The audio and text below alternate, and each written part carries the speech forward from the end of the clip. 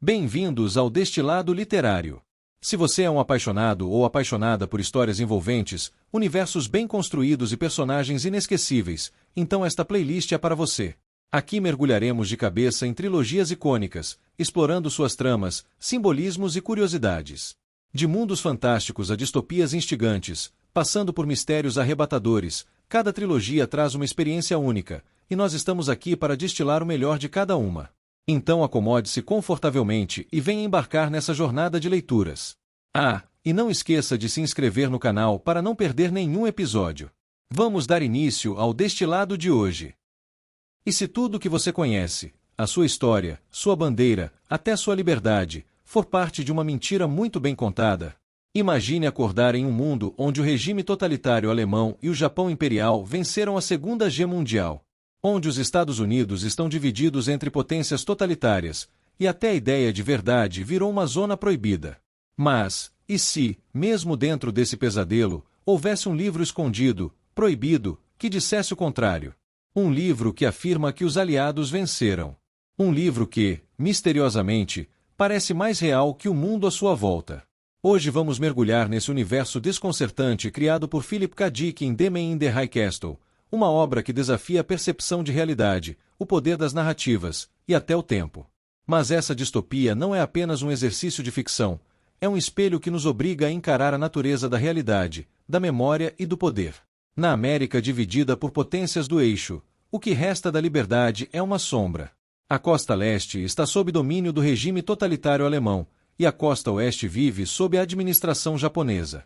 Entre elas, uma zona neutra com aparência frágil de autonomia. Nesse cenário sufocante, seguimos múltiplos personagens tentando sobreviver, mas também buscando sentido num mundo onde o passado foi reescrito. Robert Shildan é um antiquário americano que vende relíquias do antigo mundo para os japoneses, mas que vive um conflito interno entre subserviência e ressentimento.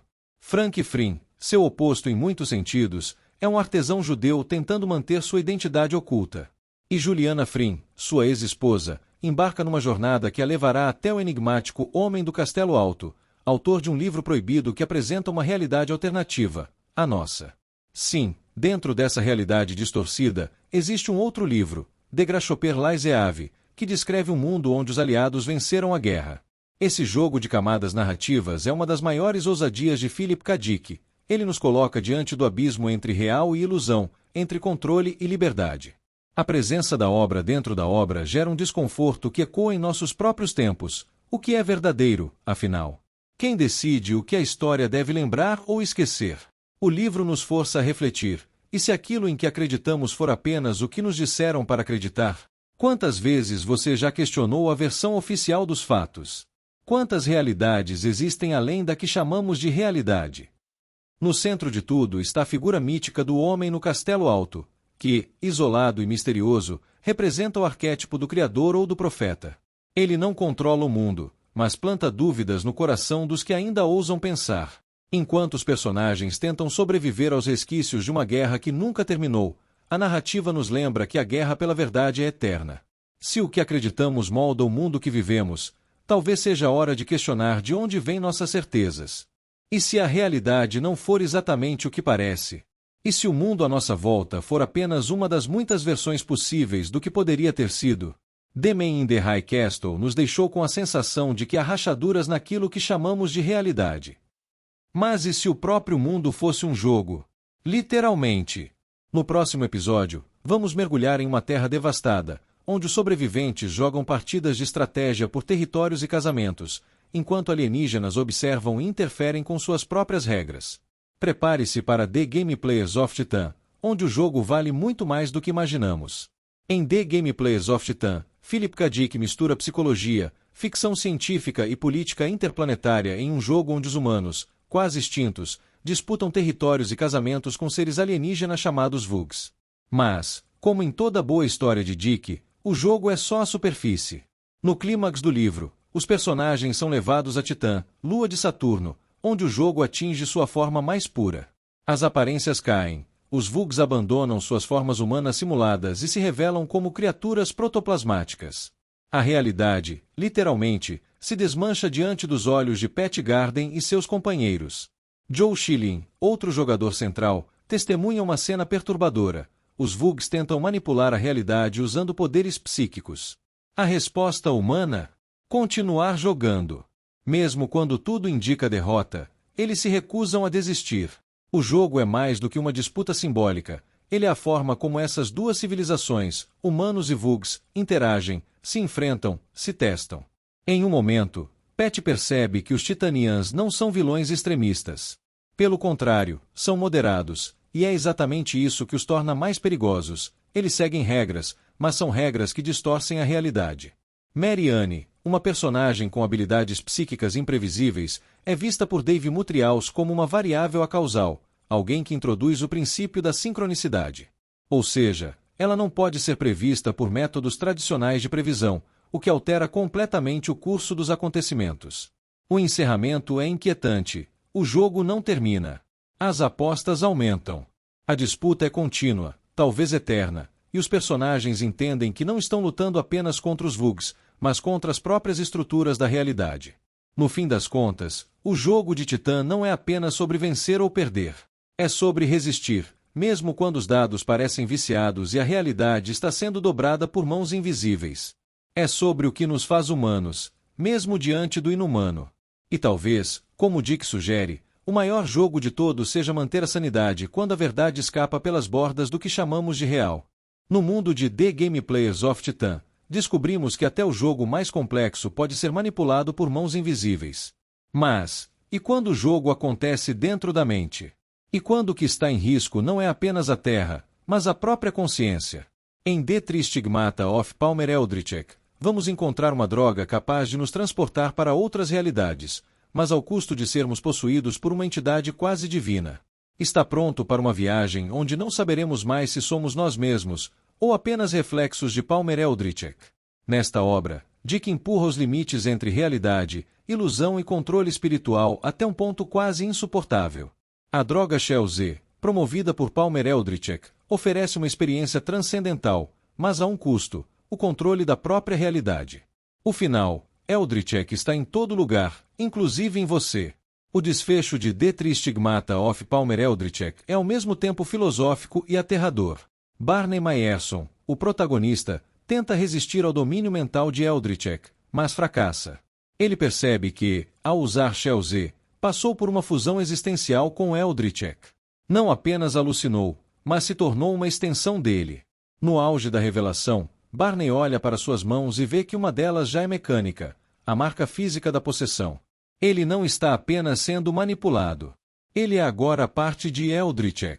Ou, pior ainda, ele é Eldritch. A ideia aterradora se completa com a visão de Eldritch aparecendo em múltiplas pessoas ao mesmo tempo. Homens, mulheres, qualquer um pode ser uma máscara dele. Ele se tornou um parasita ontológico, capaz de habitar corpos, mentes e planos de realidade. Barney tenta retornar à realidade, mas percebe que talvez nunca tenha saído da ilusão. Não há um caminho claro de volta. Eldritch controla os mundos gerados pela droga e, pior ainda, pode estar presente mesmo fora deles. A dúvida final é dilacerante. Se a realidade foi moldada por Eldritch, e ele agora habita sua mente, como saber se existe um eu livre dele? Em The Tristigmata of Palmer Eldritch, a ameaça não é uma invasão alienígena tradicional, mas uma colonização da alma. O que Dick nos mostra é que o pior tipo de controle é aquele que se infiltra no íntimo, até que não saibamos mais onde terminamos e onde o invasor começa. Talvez o verdadeiro terror não seja perder o corpo, mas perder a certeza de quem somos. Palmer Eldritch nos fez duvidar até da nossa identidade. A realidade se fragmentou, o tempo se distorceu e a consciência deixou de ser confiável. Mas, e se existisse alguém que enxerga o tempo de forma completamente diferente? Não por escolha, mas por natureza. No próximo episódio, vamos aterrissar em Marte, um planeta colonizado por humanos, habitado por conflitos sociais, doenças mentais e um garoto que talvez veja o futuro, ou talvez veja o fim. Martian Timeslip nos desafia a entender o tempo, a esquizofrenia e a alienação em um mundo que espelha as nossas falhas. Imagine um planeta onde a poeira vermelha cobre tudo, onde a água é mais preciosa que ouro e onde o tempo... Bem, o tempo não é exatamente o que parece ser. Martian Timeslip, de Philip K. Dick, nos transporta para uma colônia em Marte onde os fantasmas do passado, as angústias do presente e os distúrbios da mente se entrelaçam em uma trama tão densa quanto a atmosfera rarefeita do planeta vermelho. Vamos juntos explorar essa história, onde os limites entre realidade, delírio e tempo se confundem em um eco silencioso do que significa ser humano em um mundo que tenta nos moldar. A história se passa em 1994, em um Marte já colonizado por humanos, mas longe de ser uma utopia. O planeta é árido, hostil, governado por burocracias da ONU e por interesses de sindicatos locais. No centro da trama está Jack Bolen, um reparador de equipamentos, ex-esquizofrênico, que tenta levar uma vida funcional com sua esposa Sylvia e seu filho David. Mas Jack carrega em si uma vulnerabilidade constante, uma rachadura psíquica que parece pressagiar algo além do real. Logo descobrimos que o tempo não se desdobra de forma linear para todos. O título do livro já dá uma pista. Existe uma fenda no tempo, um time slip, que começa a se manifestar de forma mais evidente através de um garoto autista chamado Manfred Steiner. Manfred, que vive num campo para crianças anomalas, parece não apenas escapar das convenções sociais, mas também da própria linha do tempo. Ele enxerga o futuro, ou fragmentos dele, de forma caótica, desesperadora, como se já estivesse preso num destino inevitável. É através dos olhos dele que a distorção do tempo se torna mais do que um conceito, vira agonia. Jack acaba se envolvendo com Arnie Cott, um sindicalista poderoso e manipulador, que vê no dom de Manfred uma forma de ganhar vantagem no mercado imobiliário de Marte. Cott quer saber o futuro, mas o que Manfred mostra não é uma linha clara, é um pesadelo espiralado de sofrimento e ruínas. A crítica social emerge com força. O racismo contra os nativos marcianos, chamados de Blackmen, revela a repetição das injustiças humanas mesmo fora da Terra. Os colonizadores não buscam integrar, eles exploram, marginalizam e usam a cultura alienígena como superstição ou distração. Philip K. Dick nos convida a refletir: se a loucura é uma reação a um mundo insano, quem está realmente doente? Manfred, que vê além do tempo, ou aqueles que não conseguem ver o que o tempo lhes reserva? Há momentos no livro em que a narrativa parece se desdobrar como um espelho quebrado. O presente e o futuro colapsam, as cenas se embaralham como numa mente sobrecarregada. O próprio leitor sente a confusão de Manfred. E talvez seja esse o ponto. O tempo não é apenas uma linha, é uma experiência subjetiva, distorcida por trauma, medo, desejo.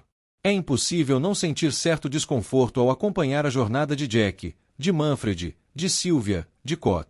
Estamos observando personagens quebrados tentando viver em um planeta quebrado, presos a um tempo que talvez nunca tenha estado inteiro. Dick nos obriga a fazer perguntas perturbadoras. E se o futuro já estiver escrito? E se o tempo não for um caminho, mas um labirinto?